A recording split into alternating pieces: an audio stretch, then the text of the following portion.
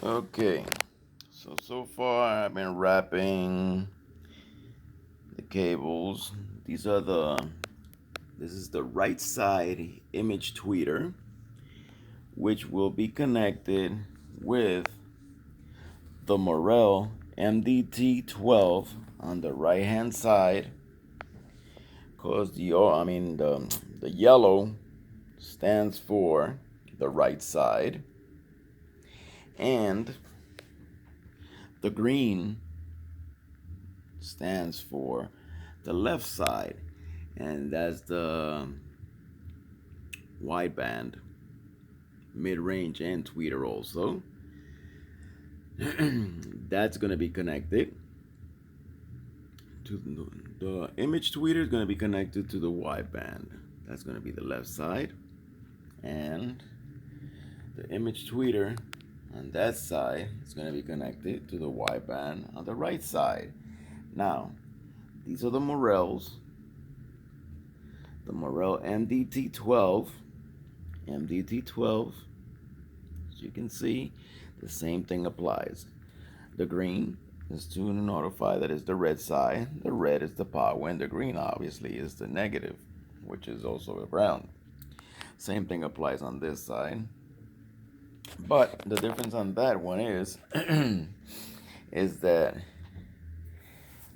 these are the center, also wideband. They're connected. They're just gonna work as a center, but the way they're pointing, they're not really almost a center. It's almost like it's just almost like a surround effect. So they will be connected with the same way here, except that I need to buy some base blockers, which I don't have. I'm gonna put, just to protect the tweeters, I'm gonna use a base blocker on each tweeter. I don't really need to, but it's okay to do so. That way you protect what you don't have. Well, at least when I take it to the shop, if they have it there. Normally they use capacitors, but capacitors also limit the frequency range, and I don't want to limit the frequency range because I'm going to be using the Sapco HDPSP5. So I need all access to frequencies. I don't need any other frequencies to be blocked. Well, now bass, yes, you can block it because tweeters don't need bass. And the same thing applies for here. But these are much stronger, and no bass is going to damage the mid ranges. But the tweeters are very delicate. So this would go like this. As you can see, this wire from this side would go on this side, and then the tweeter, obviously you make a hole, and if you make a hole and it fits flush mounted, it does have its things to put on there, but I want to try to make it OEM or just hide it. They don't need to work that hard because of the fact that I have already the wideband there and I have the center, but they sound so clear, and since I had them, I'm just gonna put them to use. And then I also have, let me see if I can find them. They're somewhere around here. Okay. The same thing with these. I was gonna use these instead of the Morels, and you can stand them and they can be pivot also, which is pretty cool. But I'm probably gonna use those at the door when I connect the 6x9s. Here goes the left side one.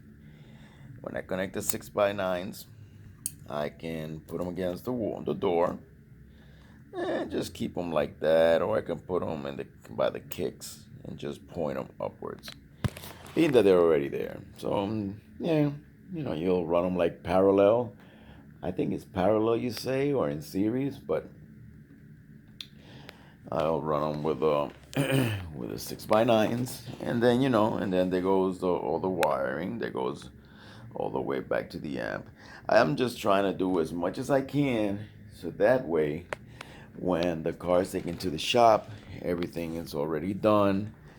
Like for instance here, all I need is anywhere on the positive, On the posse, you put a base blocker. Same thing here, base blocker. Same thing here on the red, base blocker. Same thing here, base blocker. You know, and that's it. And the same applies here also on the one that goes to the on these that might go on the door or on the kicks. You know, they're pretty easy to mount. I already had some screws because I was thinking of using them on top and then just pivot them. So I don't know. I'll see. Either way, I have enough sound, so no matter what, they all sound great. It's not like one sounds better than the other.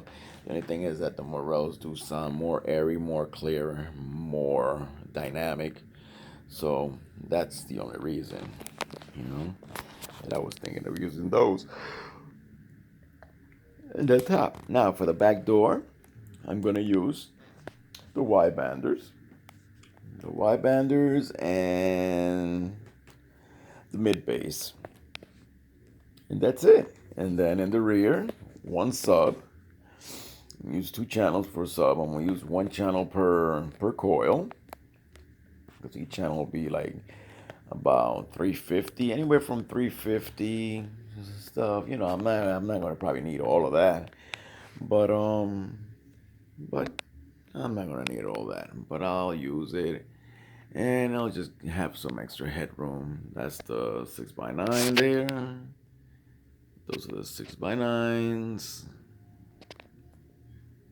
6x9.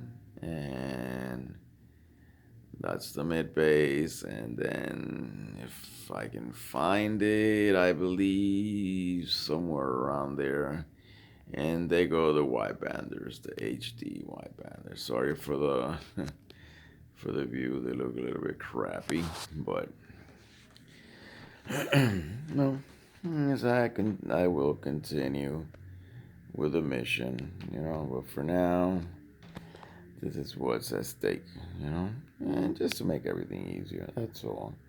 Still got to order some stuff to cover the rest of the wires because all this is. Let me show you.